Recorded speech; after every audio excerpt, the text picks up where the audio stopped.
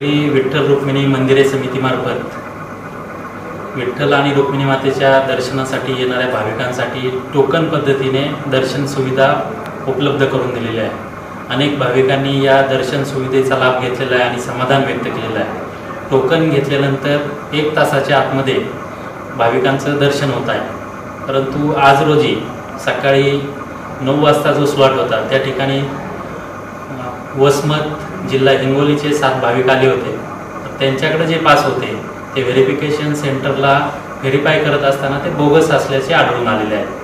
त्या बोगस टोकनवरती त्याच्यावरती निश्चितच मंदिरे समितीमार्फत कडक अशी कारवाई करण्यात येईल आणि सध्या त्यांना आता पोलीस स्टेशनच्या ताब्यात देण्यात आलेलं आहे। सर्व भाविकांना मंदिरे समितीमार्फत जिल्हा प्रशासनामार्फत आवाहन करण्यात येत आहे की अधिकृत वेबसाईटवरतीच त्याचं बुकिंग करावं, जेणेकरून आपली फसवणूक होणार नाही।